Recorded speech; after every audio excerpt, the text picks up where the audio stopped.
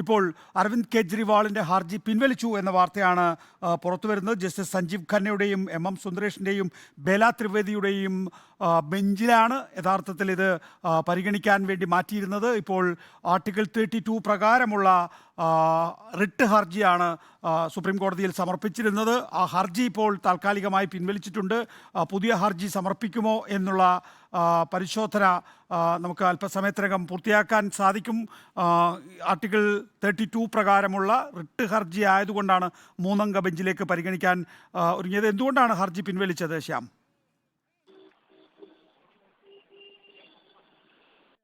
വരും. കാരണം ഇതിന്റെ നാടകീയമായ നീക്കമാണ്, ഏറ്റവും നിർണായകമായ ഒരു നീക്കമാണ് അല്പസമയം മുമ്പ് അരവിന്ദ് കെജ്രിവാളിന്റെ അഭിഭാഷകരിൽ നിന്നുണ്ടായതെന്നാണ് നമ്മൾ മനസ്സിലാക്കുന്നത്. കാരണം ഇതിൽ ഏറ്റവും പ്രധാനം നമ്മൾ അല്പം ചരിത്രം പരിശോധിക്കേണ്ടതുണ്ട്. കാരണം ഏറ്റവും പ്രധാനപ്പെട്ടത് ഹേമന്ത് സോറന്റെ ഇ ഡി അറസ്റ്റ്, ഈ ജാർഖണ്ഡ് മുഖ്യമന്ത്രിയായിരുന്ന ഹേമന്ത് സോറന്റെ ജാമ്യാപേക്ഷ ഇ ഡി അറസ്റ്റ് ചോദ്യം ചെയ്തുള്ള ഹർജി സുപ്രീം കോടതിയുടെ മുന്നിലുണ്ടായിരുന്നു. ഈ ഹർജി പരിഗണിച്ചത് ജസ്റ്റിസുമാരായ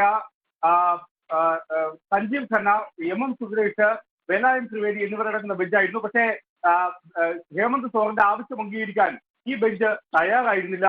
ഹേമന്ത് സോറനോട് കീഴ്ക്കോടതിയെ സമീപിക്കാൻ, ഹൈക്കോടതിയെ സമീപിക്കാനായിരുന്നു ഈ പ്രത്യേക ബെഞ്ച് നൽകിയ നിർദ്ദേശവും. കാരണം അത്തരമൊരു സമാനമായ സാഹചര്യം തന്നെ അരവിന്ദ് കെജ്രിവാളിന്റെ കേസിലും ഉണ്ടാകുമെന്നാണ് ഒരുപക്ഷെ അരവിന്ദ് കെജ്രിവാളിന്റെ അഭിഭാഷകർ കരുതുന്നത്. ഈ ബെഞ്ചിന് മുന്നിലേക്ക് പോയി കഴിഞ്ഞാൽ സമാനമായ തീരുമാനം തന്നെ ഉണ്ടാകും. അതിനേക്കാൾ കൂടുതലൊന്നും, അല്ലെങ്കിൽ പ്രത്യേകിച്ച് എന്തെങ്കിലും ഒരു അനുകൂലമായ തീരുമാനം ഉണ്ടാകുമെന്ന പ്രതീക്ഷ അഭിഭാഷകർക്കില്ല. ഈ സാഹചര്യത്തിലാണ് ഹർജി പിൻവലിച്ചത് എന്നാണ് നമ്മൾ മനസ്സിലാക്കുകയും ചെയ്തത്. മാത്രമല്ല, ഈ ഹർജിയുമായി ഒരുപക്ഷെ അറസ്റ്റ് ചെയ്യപ്പെട്ട സാഹചര്യത്തിൽ, അറസ്റ്റ് രേഖപ്പെടുത്തിയ സാഹചര്യത്തിൽ ജാമ്യാപേക്ഷയുമായി വിചാരണ കോടതിയെ തന്നെ സമീപിക്കാനുള്ള സാഹചര്യമാണ് നമ്മൾ കാണുകയും ചെയ്യുന്നത്. ഈ ജാമ്യാപേക്ഷ ഇന്ന് തന്നെ നൽകും എന്ന കാര്യവും വ്യക്തമാകുന്നുണ്ട്. കാരണം സുപ്രീം കോടതിയിൽ നിന്നുണ്ടായത് അത്ര ആശാവഹമായ ഒരു അനുകൂലമായ ഒരു നടപടിയല്ല എന്നതാണ്. മാത്രമല്ല, ഹേമന്ത് സോറന് തൊട്ടുപിന്നാലെ ഇതേ കേസിൽ, ദില്ലി മദ്യനയ അഴിമതി കേസിൽ തന്നെ കെ കവിതയോടും നിർദ്ദേശിച്ചത് നിങ്ങൾ ജാമ്യം തേടി വിചാരണ കോടതിയെ സമീപിച്ചു എന്നതാണ്. ഈ രണ്ട് ഉദാഹരണങ്ങൾ മുന്നിലുള്ളത് കൊണ്ട് തന്നെയാണ് ഇത് അരവിന്ദ് കെജ്രിവാളിന്റെ ഹർജി ഇന്ന് പിൻവലിക്കപ്പെട്ടത് എന്നാണ് മനസ്സിലാക്കുന്നത്.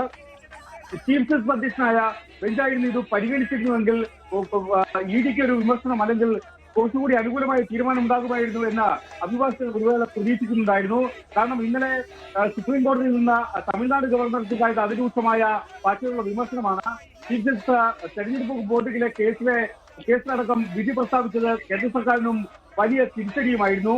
അത്തരമൊരു നിലപാട് ചീഫ് ജസ്റ്റിസിൽ നിന്നുണ്ടാകും എന്നായിരുന്നു ഒരുപക്ഷെ അഭിഷേക് മനു സിംഗ്വി അടക്കമുള്ളവർ പ്രതീക്ഷിച്ചത്. ഇത് പക്ഷേ പ്രത്യേക ബെഞ്ചിലേക്ക് പോകുമ്പോൾ, എം സുന്ദരേഷും ബേല ത്രിവേദിയും സഞ്ജീവ് ഖന്നയും ഉൾപ്പെടുന്ന ബെഞ്ചിലേക്ക് പോകുമ്പോൾ ഒരു അനുകൂലമായ തീരുമാനം, അല്ലെങ്കിൽ അരവിന്ദ് കെജ്രിവാളിന് അനുകൂലമായ എന്തെങ്കിലും ഒരു തീരുമാനം ഉണ്ടാകുമെന്നൊരു പ്രതീക്ഷ ഇല്ല. ആ പ്രതീക്ഷ ഇല്ലാത്ത സാഹചര്യത്തിലാണ് ഈ ഹർജി പിൻവലിക്കുന്നതെന്നാണ് നമ്മൾ മനസ്സിലാക്കുന്നത്. നോക്കൂ, വളരെ പ്രധാനപ്പെട്ട ഒരു നീക്കമായി തന്നെ ഇതിനെ കാണണം ശ്യാം ദേവരാജ്. കാരണം സുപ്രീം കോടതി ഈ അറസ്റ്റിനെ റാറ്റിഫൈ ചെയ്തു എന്നുള്ള ഒരു നില വന്നാൽ സ്വാഭാവികമായും അത് രാഷ്ട്രീയമായ തിരിച്ചടി ആയിരിക്കാം, അല്ലെങ്കിൽ തിരിച്ചടി ആയേക്കാം.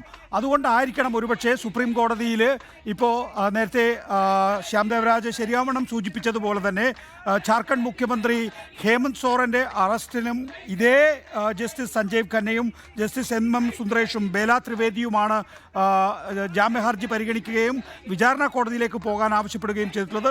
അതുകൊണ്ട് തന്നെ അരവിന്ദ് കെജ്രിവാളിൻ്റെ കാര്യത്തിനകത്തും വ്യത്യസ്തമായൊരു നീക്കമുണ്ടാകില്ല എന്ന് കാണുമ്പോൾ ആ നിലയിലുള്ള ഒരു തിരിച്ചടി ഇപ്പോൾ അരവിന്ദ് കെജ്രിവാളിന് ഉണ്ടായാൽ അത് രാഷ്ട്രീയമായ തിരിച്ചടിയാകും, അല്ലെങ്കിൽ ഇപ്പോൾ ഉണ്ടാക്കാൻ ശ്രമിക്കുന്ന രാഷ്ട്രീയമായിട്ടുള്ള ഒരു സേവിങ് ഇല്ലാതാകും എന്ന് കണ്ടതുകൊണ്ടാണ് ഈ നീക്കമെന്ന് കരുതാമോ? നമുക്ക് അങ്ങനെ തന്നെ കരുതാം. കാരണം സുപ്രീം കോടതിയിൽ ഉണ്ടാകുന്ന ഏത് പരാമർശവും കനത്ത തിരിച്ചടിയായി തന്നെ വേണം വിലയിരുത്താൻ. അതായത് ഇതിന്മേൽ അതായത് കെ കവിതയുടെ കാര്യത്തിൽ പറഞ്ഞത്, ഞങ്ങൾ ഈ കേസിന്റെ മെരിറ്റിലേക്ക് കടന്നില്ല, പക്ഷേ ജാമ്യം അനുവദിക്കാനാവില്ല, ജാമ്യം തേടി നിങ്ങൾ വിചാരണ കോടതിയെ തന്നെ സമീപിക്കുമെന്നാണ് മൂന്നംഗ ബെഞ്ച് സ്വീകരിച്ച നിർദ്ദേശം.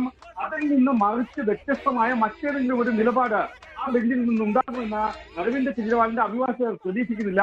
ഈ സാഹചര്യത്തിൽ തന്നെയാണ് ഏറ്റവും പ്രധാനമായ ഒരു നിർണായകമായ നീക്കം അരവിന്ദ് കെജ്രിവാളിന്റെ അഭിഭാഷകരിൽ നിന്ന് ഉണ്ടാകുന്നത്. ഈ ഹർജി സുപ്രീംകോടതിയിൽ നൽകിയ ഹർജി പിൻവലിക്കപ്പെടുകയും ചെയ്യുന്നത്.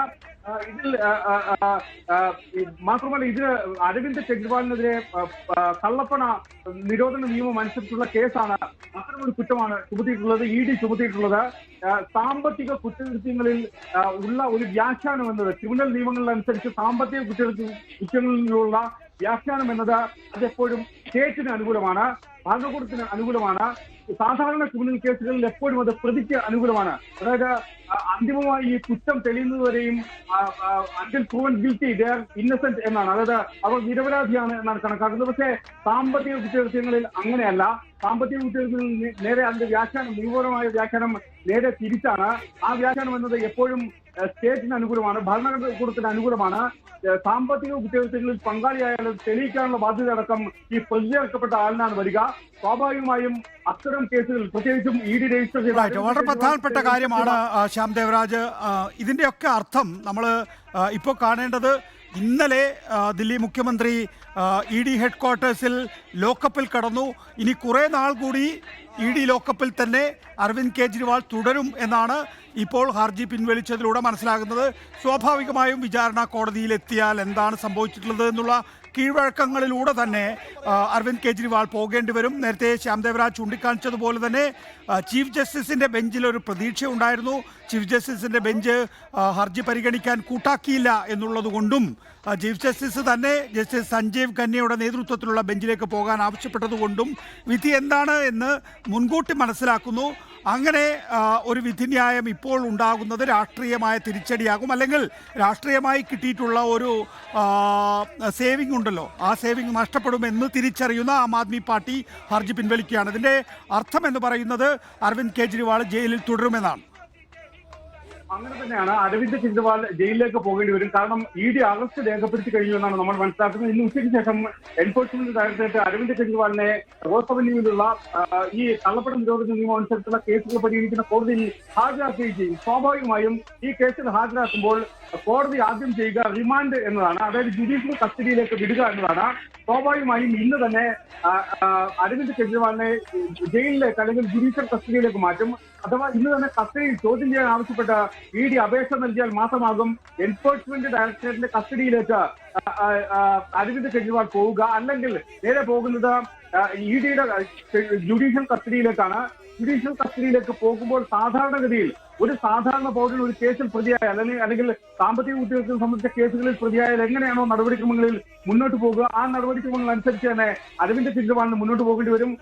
ഒരു സംസ്ഥാനത്തിന്റെ മുഖ്യമന്ത്രിയാണ് എന്നെ സംബന്ധിച്ചുള്ള ഏതെങ്കിലും ഒരു പരിഗണന അരവിന്ദ് കെജ്രിവാളിന് ലഭിക്കില്ല എന്നതാണ് ഈ ഘട്ടത്തിൽ ഏറ്റവും ശ്രദ്ധേയമായ കാര്യം. അത്യന്തം നാടകീയമായ നീക്കങ്ങളാണ് സുപ്രീം കോടതിയിൽ നടന്നുകൊണ്ടിരിക്കുന്നത്. ഇന്നലെ രാത്രി തന്നെ രജിസ്ട്രിയിലേക്ക് അഭിഷേക് മനു സിംഗ്വി ഇമെയിൽ അയച്ച കേസ് പെട്ടെന്ന് തന്നെ സുപ്രീം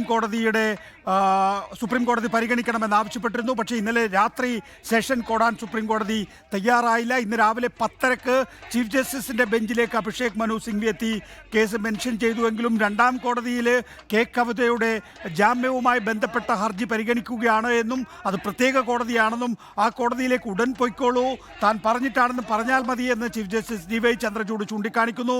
ഉടൻ അങ്ങോട്ടേക്ക് പോകുന്നു. അതിനിടയിൽ അഭിഷേക് മനു സിംഗ്വി രാഷ്ട്രീയമായ ഒരു സ്റ്റേറ്റ്മെൻറ്റ് കൂടി, ഒരു രാഷ്ട്രീയമായ സബ്മിഷൻ കൂടി ചീഫ് ജസ്റ്റിസ് ഓഫ് ഇന്ത്യയുടെ ബെഞ്ചിന് മുമ്പാകെ നടത്തുന്നു.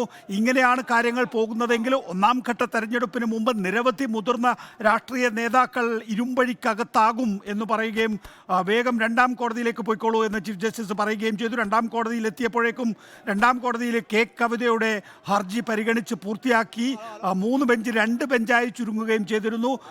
ഇത് റിട്ട് ഹർജിയാണോ എന്ന് ചോദിക്കുന്നു ജസ്റ്റിസ് സഞ്ജീവ് ഖന്ന. റിട്ട് ഹർജിയാണ് എന്ന് പറയുകയും അങ്ങനെയാണെങ്കിൽ 3-അംഗ ബെഞ്ചിന് മാത്രമാണത് പരിഗണിക്കാനാവുക എന്ന് ജസ്റ്റിസ് സഞ്ജീവ് ഖന്ന ചൂണ്ടിക്കാണിക്കുകയും ചെയ്തു.